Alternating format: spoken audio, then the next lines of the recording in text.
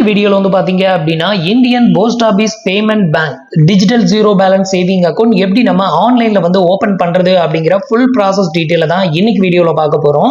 இந்த அக்கௌண்ட் யாருக்கெல்லாம் யூஸ் ஆகும் அப்படின்னு கேட்டீங்கன்னா, நீங்க போஸ்ட் ஆபீஸ்ல ஆர்டி அக்கௌண்ட் வந்து வச்சிருக்கீங்க அப்படின்னாலோ, இல்ல வந்து எஸ்எஸ்சி அக்கௌண்ட், இல்ல வந்துட்டு ஒரு சேவிங் அக்கௌண்ட் வச்சிருக்கீங்க அப்படின்னா, நீங்க வந்து போஸ்ட் ஆபீஸ்ல பணம் போடுறதுக்கும் சரி எடுக்கிறதுக்கும் சரி போஸ்ட் ஆபீஸ் தான் போற மாதிரி இருக்கும்.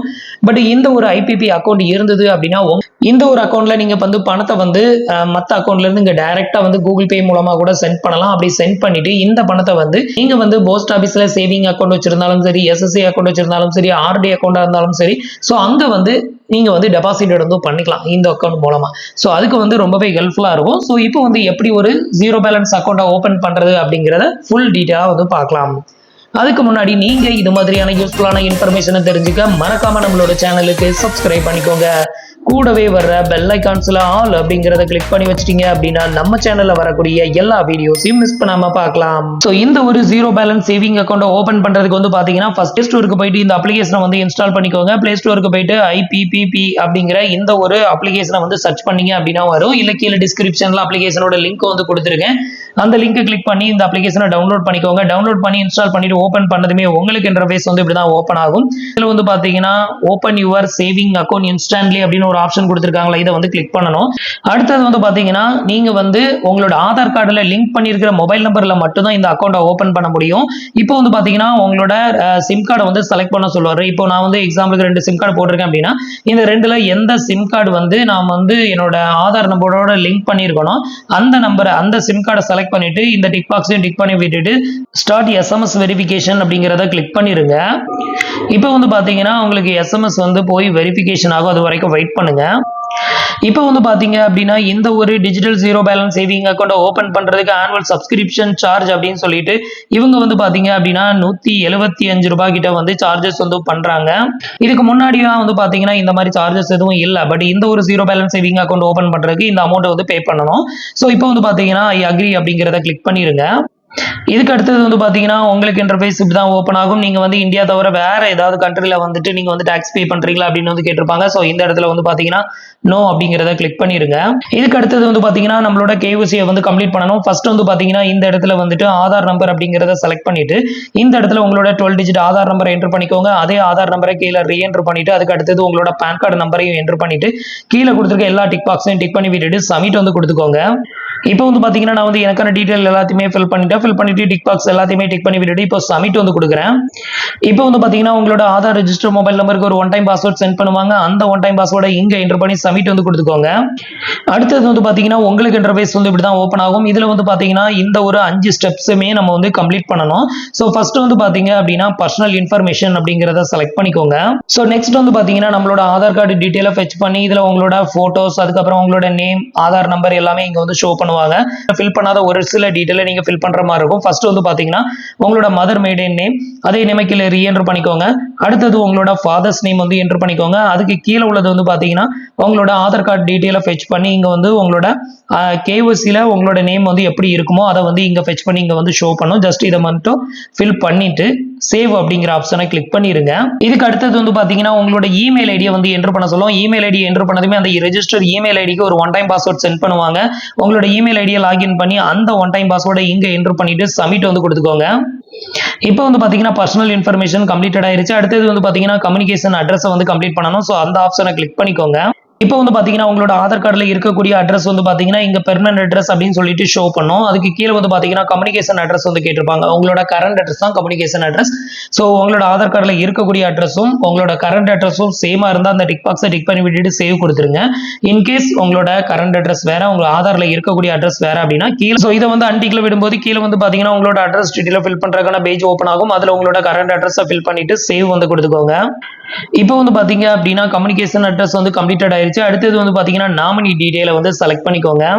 ஸோ இந்த ஒரு டிஜிட்டல் ஜீரோ பேலன்ஸ் அக்கௌண்ட்டுக்கு வந்து பாத்தீங்கன்னா உங்களுக்கு நாமினி ஏதாவது வந்து வேணுமா அப்படின்னு வந்து கேட்டிருப்பாங்க. நாமினி வேணும் அப்படின்னா எஸ் கொடுத்துட்டு யாரை வந்து நாமினியா போட போறீங்களோ அவங்களோட நேம், அவங்களோட டேட் ஆஃப் பர்த், அவங்க உங்களுக்கு என்ன ரிலேஷன்ஷிப், அதுக்கப்புறம் அவங்களோட அட்ரஸ், உங்களோட அட்ரஸும் நாமினியோட அட்ரஸும் சேமா இருந்தா அந்த டிக் பாக்ஸை டிக் பண்ணீங்கன்னா அந்த அட்ரஸ் கீழே அப்படியே பேஸ்ட் ஆயிரும். அதுக்கப்புறமா சேவ் அப்படிங்கிற இந்த ஆப்ஷனை கிளிக் பண்ணி சேவ் கொடுத்துக்கோங்க. உங்களுக்கு வந்து இந்த ஒரு அக்கௌண்ட்டுக்கு நாமினி தேவை இல்லை அப்படின்னா no do not wish to nominate அப்படிங்கிற ஆப்ஷனை வந்து கிளிக் பண்ணிட்டு சேவ் வந்து வந்து கொடுத்துக்கோங்க. இப்போ வந்து பார்த்தீங்கன்னா நான் வந்து நாமினி வேண்டாம் அப்படின்னு தான் சொல்லி நான் செலக்ட் பண்ணிட்டு இப்போ எஸ் வந்து கொடுக்குறேன். இதுக்கப்புறம் வந்து பார்த்தீங்கன்னா இன்னும் அடிஷ்னல் டீட்டெயில் ஒரு சில டீட்டெயிலை ஃபில் பண்ணுற மாதிரி இருக்கும். இதில் ஃபர்ஸ்ட் வந்து பார்த்தீங்கன்னா உங்களோட மேரிட்டல் ஸ்டேட்டஸ் அதை செலக்ட் பண்ணிக்கோங்க. நேஷனாலிட்டியில் இந்தியனை வந்து செலக்ட் பண்ணிக்கோங்க. ஆக்குபேஷனில் நீங்கள் சேலரிடா செல்ஃப் எம்ப்ளாயா அதை செலக்ட் பண்ணிக்கோங்க. ஒரு ஆனுவலுக்கு உங்களுக்கு எவ்வளோ இன்கம் வந்து வருமோ அதை வந்து இங்கே என்ட்ரு பண்ணிவிட்டு உங்களோட எஜுகேஷன் குவாலிஃபிகேஷன் லெவல் எதுவோ அதை வந்து செலக்ட் பண்ணிக்கோங்க. இது எல்லாத்தையுமே ஃபில் பண்ணிவிட்டு சேவ் வந்து கொடுத்துருங்க. இப்போ வந்து பார்த்தீங்கன்னா நான் வந்து எனக்கான டீட்டெயில் எல்லாத்தையுமே ஃபில் பண்ணிட்டேன். இதுக்கு கீழே ஃபைனலாக வந்து பார்த்தீங்கன்னா நீங்கள் பொலிட்டிக்கல் பர்சனா அப்படின்னு வந்து கேட்டிருப்பாங்க. ஸோ அதில் நோ அப்படிங்கிறத கிளிக் பண்ணிவிட்டு சேவ் கொடுத்துருங்க. இப்போ வந்து பார்த்தீங்கன்னா கிட்டத்தட்ட 4 டீட்டெயில் வந்து கம்ப்ளீட்டட் ஆயிருச்சு. அடுத்தது ஃபைனலாக வந்து பார்த்தீங்கன்னா அக்கௌண்ட் இன்ஃபர்மேஷன் அப்படின்னு கொடுத்துருக்காங்களா, இதை செலக்ட் பண்ணிக்கோங்க. இப்போ வந்து பார்த்தீங்கன்னா டிடிபி மேப்பிங் அப்படின்னு சொல்லி இந்த மாதிரி காமிக்கும். நீங்கள் வந்துட்டு ஏதாவது கவர்மெண்ட்ல சப்சிடி வாங்குறீங்க, இப்போ சிலிண்டருக்கு சப்சிடிலாம் வரும்ல, ஸோ அந்த சப்சிடியை வந்து இந்த ஒரு அக்கௌண்ட்ல உங்களுக்கு ரிசீவ் பண்ணணுமா அப்படின்னு வந்து கேட்டிருக்கோம். ஸோ இந்த இடத்துல வந்து பார்த்தீங்கன்னா இந்த லாஸ்ட் 2 ஆப்ஷனை வந்து ஏதாவது ஒன்று செலக்ட் பண்ணிக்கோங்க. நான் வந்து பார்த்தீங்கன்னா எனக்கு வந்து ஏற்கனவே வேற பேங்க்ல சப்சிடி வருது, அதை வந்து சேஞ்ச் பண்ண நான் விரும்பல. அதனால வந்து no I don't want to receive the DBT அப்படிங்கிறத வந்து நான் கிளிக் பண்ணியிருக்கேன். இல்லை பண்ணிட்டு சேவ் கொடுக்குறேன். இப்போ வந்து பார்த்தீங்கன்னா கிட்டத்தட்ட நம்ம எல்லா டீட்டெயிலையும் கம்ப்ளீட் பண்ணியாச்சு. இது கம்ப்ளீட் பண்ணதுக்கு அப்புறமா கண்டினியூ கொடுத்துருங்க. இப்போ வந்து பார்த்தீங்கன்னா நீங்கள் இது வரைக்கும் ஃபில் பண்ண எல்லா டீட்டெயிலுமே இங்கே வந்து ஷோ பண்ணுவாங்க. இது எல்லாத்தையுமே செக் பண்ணிக்கோங்க கீழே வரைக்கும் ஸ்க்ரால் பண்ணி. இதுக்கப்புறம் வந்து பார்த்தீங்கன்னா ஃபைனலாக கீழே வந்து பார்த்தீங்க அப்படின்னா 2 டிக் பாக்ஸ் வந்து கொடுத்துருப்பாங்க. இந்த 2ஐயும் டிக் பண்ணால் மட்டும்தான் இந்த அக்கௌண்ட் வந்து உங்களுக்கு கம்ப்ளீட்டாக ஓப்பன் ஆகும். நீங்கள் வந்து இந்த டிக் பாக்ஸ் அன்டிக்கில் விட்டுட்டு நீங்கள் கன்ஃபார்ம் கொடுத்தீங்கன்னா ஓப்பன் ஆகாது. இதில் வந்து பார்த்தீங்கன்னா சப்ஸ்கிரிப்ஷன் சார்ஜ் ஆரம்பத்தில் உங்களுக்கு 145 ரூபா தான் ஷோ பண்ணாங்க. ஸோ இந்த அக்கௌண்ட் நம்ம வந்து கம்ப்ளீட் பண்ணும்போது வந்து பார்த்தீங்கன்னா 175 ரூபா 82 பைசா அக்கௌண்ட் ஓப்பன் பண்ணுறதுக்கான சார்ஜஸ் வந்து பிடிக்கிறாங்க. ஸோ இந்த அமௌண்ட் வந்து பார்த்தீங்கன்னா நம்ம அக்கௌண்ட்ல பேலன்ஸ் வந்து போடலைனாலுமே நமக்கு நம்மளோட அக்கௌண்ட்ல இது வந்து மைனஸ்ல காமிக்கும். -175 ரூபா 82 பைசா அப்படிங்கிற மாதிரி வந்து காமிக்கும். நம்ம அதுக்கப்புறமா பேலன்ஸ் டெபாசிட்டட் வந்து பண்ணி இதை வந்து நம்ம வந்துட்டு 0 ஆக்கிக்கிடணும். ஸோ இந்த மாதிரி தான் அக்கௌண்ட் ஓப்பன் ஆகும். இந்த அக்கௌண்ட் ஓப்பன் பண்ணணும்னா 175 ரூபா 82 பைசா சார்ஜஸ் வந்து பண்ணுவாங்க. அதை வந்து ஞாபகம் வச்சுக்கோங்க. ஸோ இப்போ வந்து பார்த்தீங்கன்னா நான் வந்து கன்ஃபார்ம் வந்து கொடுக்குறேன். அடுத்தது வந்து பார்த்தீங்கன்னா இந்த ஒரு அப்ளிகேஷனை வந்து லாகின் பண்றதுக்கான எம்பி நம்பரை வந்து கிரியேட் பண்ணணும் 4 டிஜிட்ல. அதே 4 டிஜிட் எம்பி நம்பரை கீழே என்டர் பண்ணிட்டு செட் எம்பின் அப்படிங்கிறத கிளிக் பண்ணிருங்க. இப்போ வந்து பார்த்தீங்கன்னா நான் வந்து எனக்கான எம்பி நம்பரை கிரியேட் பண்ணிட்டேன். இதுக்கு அடுத்தது வந்து பார்த்தீங்கன்னா செக்யூரிட்டி கொஸ்டின் சொல்லிட்டு ஒரு 5 கொஸ்டின் வந்து காமிப்பாங்க. இந்த 5 கொஸ்டினுக்கும் ஆன்சர் பண்ணிட்டு அதை வந்து ஒரு ஸ்கிரீன்ஷாட் எடுத்து வச்சுக்கோங்க. இன்கேஸ் உங்களுக்கு வந்து இந்த ஐபிபி அக்கௌண்ட் வந்து அக்கௌண்டோட பாஸ்வேர்டு அதாவது எம்பி நம்பர் மறந்து போயிருச்சு, அதை வந்து ரீசெட் வந்து பண்ணணும். இதுல ஏதாவது ஒரு கொஸ்டினையாவது கேட்பாங்க. அதுக்கான ஆன்சர் வந்து நீங்க என்ன பண்ணீங்களோ அதை கரெக்டா பண்ணிட்டீங்க அப்படின்னா உங்களுக்கான அந்த பாஸ்வேர்டு எம்பி நம்ம வந்து நீங்க எப்போ வேணாலும் ரீசெட் வந்து பண்றதுக்கு இந்த கொஸ்டின் வந்து நமக்கு யூஸ் ஆகும். ஸோ இது 5 கொஸ்டினையும் கரெக்டான ஆன்சர் பண்ணிட்டு அதை நோட் பண்ணி வச்சுக்கோங்க. வச்சுட்டு சப்மிட் வந்து கொடுத்துருங்க. இவ்வளவுதான் வந்து பாத்தீங்கன்னா நம்ம வந்து ஐபிபி அக்கௌண்ட் ஓபன் பண்றதுக்கான ப்ரொசீஜர். இப்போ வந்து பாத்தீங்கன்னா நமக்கு வந்து கஸ்டமர் ஐடி ஷோ பண்ணிட்டாங்க. அதுக்கப்புறம் அக்கௌண்ட் நம்பரும் இங்க வந்து வந்துருச்சு. நெக்ஸ்ட் வந்து பாத்தீங்கன்னா உங்களோட ரெஜிஸ்டர் இமெயில் ஐடிக்கும் வந்து பாத்தீங்க அப்படின்னா உங்களோட account number, IFSC code, customer ID எல்லாமே சென்ட் பண்ணி வச்சிருப்பாங்க.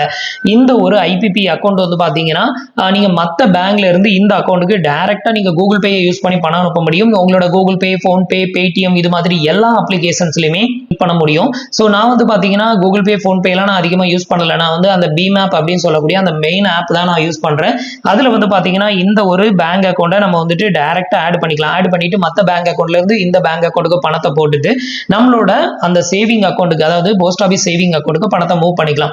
இந்த ஒரு அக்கௌண்ட் நம்ம கிட்ட இல்ல அப்படிங்கிற பட்சத்துல நீங்க சேவிங் அக்கௌண்ட் போஸ்ட் ஆபீஸ்ல வச்சிருக்கீங்க அப்படின்னா பணம் எடுக்கணும்னாலும் சரி போடணும்னாலும் சரி நீங்க வந்து டைரக்டா வந்து போஸ்ட் ஆபீஸ்க்கு போற மாதிரி இருக்கும். இந்த அக்கௌண்ட் ஓபன் பண்ணி வச்சிட்டீங்க அப்படின்னா நீங்க இது மூலமா டெபாசிட் வந்து பண்ணிக்கலாம். இப்போ வந்து அக்கௌண்ட் ஓபன் ஆயிருச்சு. இதுக்கப்புறம் என்ன பண்ணணும் அப்படிங்கிறதையும் சொல்லிடுறேன்.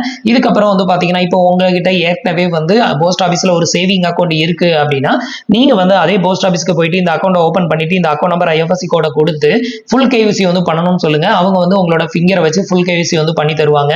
அது பண்ணி தந்ததுக்கு அப்புறமா என்ன பண்ணுங்க, இந்த அக்கௌண்ட் நம்பரை கொடுத்து உங்களோட சேவிங் அக்கௌண்ட் நம்பரையும் கொடுத்து ரெண்டையும் மெர்ஜ் பண்ணி கேளுங்க. ஸோ ரெண்டையும் மெர்ஜ் பண்ணி கொடுத்துருவாங்க. அது மெர்ஜ் ஆயிருச்சு அப்படின்னா அதுக்கப்புறம் இந்த ஒரு ஐபிபி அக்கௌண்ட்டை ஓபன் பண்ணி அது மூலமா உங்களோட சேவிங் அக்கௌண்ட்ல எவ்வளவு பேலன்ஸ் இருக்குன்னு பார்க்க முடியும். அதே மாதிரி சேவிங் அக்கௌண்ட்ல இருக்க பணத்தை இந்த அக்கௌண்ட்டுக்கு சென்ட் பண்ணி இந்த அக்கௌண்ட்ல உள்ள பணத்தை வேற எந்த பேங்க் அக்கௌண்ட்டுக்கு வேணாலும் நீங்க வந்துட்டு யூபிஐ அப்ளிகேஷனை யூஸ் பண்ணி நீங்க டிரான்ஸ்ஃபர் வந்து பண்ணிக்கலாம். அது எல்லாத்துக்குமே உங்களுக்கு இந்த ஒரு அப்ளிகேஷன் தான் கண்டிப்பா வேணும். ஸோ நான் வந்து ஆர்டி அக்கௌண்ட் வச்சிருந்தேன். ஆர்டி அக்கௌண்ட்டுக்கு என்னோட சேவிங் அக்கௌண்ட்ல பணம் வந்து டெபாசிட் வந்து பண்ணா அதை வந்து ஆட்டோ டெபிட் வந்து பண்ணிக்குவாங்க. அப்போ சேவிங் அக்கௌண்ட்டுக்கு எப்படி நான் பணம் போடுவேன், ஒவ்வொரு டைமும் ஆஃபீஸ்க்கு போகிறதுக்கு லேட் ஆகும், நம்ம வந்து ஒவ்வொரு மந்த்தும் பணத்தை கொண்டு டெபாசிட் வந்து பண்ணுறதுக்கு க்யூவில் நிற்கணும், இந்த மாதிரி ஒரு பிரச்சனை ஃபேஸ் பண்ணேன். அதுக்காக நான் வந்து இந்த அக்கௌண்ட் ஓப்பன் பண்ணேன். இப்போ வந்து என்ன பண்ணுவேன்னா மற்ற பேங்க் அக்கௌண்ட்லேருந்து இந்த அக்கௌண்ட்டுக்கு டெபாசிட் வந்து பண்ணிவிட்டு இந்த அக்கௌண்ட்லேருந்து சேவிங் அக்கௌண்ட்டுக்கு மூவ் பண்ணி விட்டுருவேன். அப்புறம் சேவிங் அக்கௌண்ட்லேருந்து ஆட்டோ டெபிட்டட் ஆயிரும் ஆர்டி அக்கௌண்ட்டுக்கு. அதே மாதிரி நீங்கள் எஸ்எஸ்ஏ அக்கௌண்ட் வச்சிருக்கீங்க அப்படின்னா அந்த எஸ்எஸ்ஏ அக்கௌண்ட்டை இதோட லிங்க் பண்ணி கேளுங்க. அப்படி லிங்க் பண்ணிட்டாங்க அப்படின்னா இந்த அக்கௌண்ட்டை ஓப்பன் பண்ணி இதுல இருந்தே அதுக்கு பணத்தை டைரக்டா டெபாசிட் எடுத்து பண்ணிக்கலாம். ஸோ ஃப்ரெண்ட்ஸ், இன்னைக்கு நான் உங்களுக்கு எக்ஸ்பிளைன் பண்ண இந்த அப்டேட் இன்ஃபர்மேஷன் உங்களுக்கு ரொம்பவே யூஸ்ஃபுல்லாகவும் இன்ஃபர்மேட்டிவாகவும் இருந்திருக்கும் அப்படின்னு நினைக்கிறேன். நம்மளோட வீடியோஸ் பிடிச்சிருந்ததுன்னா லைக் பண்ணுங்க, ஷேர் பண்ணுங்க, கமெண்ட் பண்ணுங்க. மறக்காம நம்மளோட சேனலுக்கு சப்ஸ்கிரைப் பண்ணி சப்போர்ட் பண்ணுங்க. தேங்க்ஸ் ஃபார் வாட்சிங்.